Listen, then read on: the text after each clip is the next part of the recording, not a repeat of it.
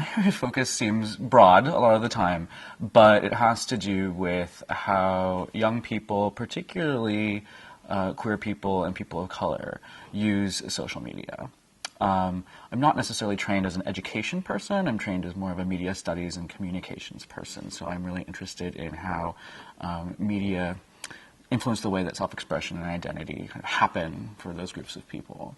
And I'm on this project where we're really looking at that within the school setting and how all of those factors kind of conspire to create learning environments or negate learning environments.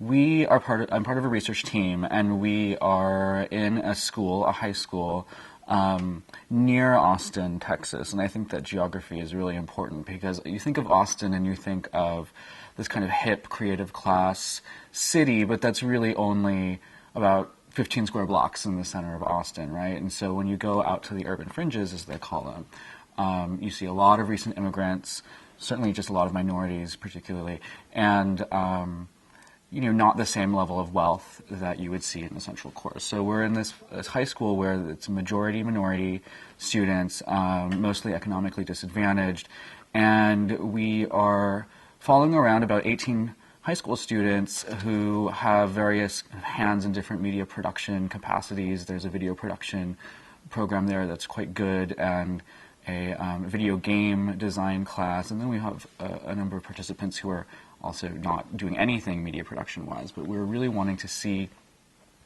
how their school setting, how the institutional barriers and the institutional affordances kind of conspire to create learning environments there.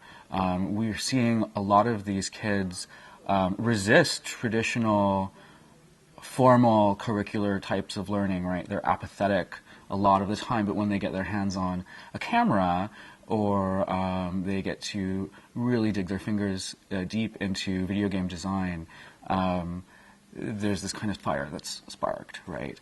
And a question for us is, that's all well and good. A lot of time and money has been spent kind of throwing technology and media at under-resourced schools.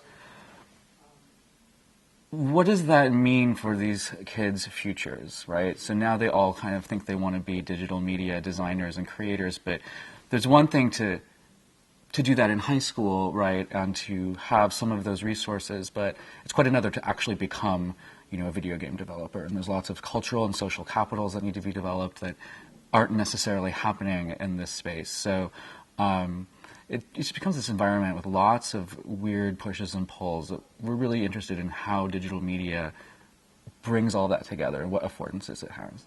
But one of the things that I think is easily soundbiteable and repeatable is that, there are all these kids and they're so disadvantaged, right? Oh, poor them. But in fact, the whole point of the piece that I wrote was that these kids have amazing amounts of ingenuity and can deal with the circumstances at hand in these kind of amazing and fascinating and lovely ways that you would never have predicted. Whether or not that actually translates into, real-world success, moving on and, going to college, things like that is a whole other question, and that's one thing that we're really concerned about. But as they are on the ground right now in the school, it's almost as if, they're no different from teenagers who come from more resourced families. They just have to kind of figure things out and kind of be more savvy with the resources that they have. One of the teachers who was in charge of kind of the faculty mentor for these students who were producing a short film required everyone to belong to a Facebook group so they could communicate about shoots, ideas, storyboards. Facebook is totally banned in the school, right? So we're seeing all of these really interesting interactions and workarounds on everyone's part, and it becomes this very bizarre ecology of affordances and restrictions. But I think that's one of the strengths of ethnographic and qualitative work, is that you go in, you spend a lot of time, we've been there for a whole school year, we probably will be there for another school year, and you get these kinds of nuances and details, and like I said, the quotidian moments that end up probably being more important than a policy.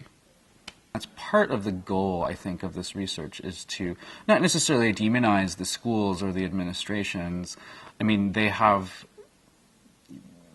absolute rights to do what they want to do because they have their own particular investments, and for sure. But I think the idea is to try to nuance and finesse what it means to learn in an era saturated with digital media, and that policies such as that may not be in step with the way that youth are learning today. One of the fundamental assertions of our project is that connected learning will always take place. Like, I think that informally, that is how kids learn, right, through sociality. That is, not to say that it needs to replace formal curricular didactic education, but that will be there.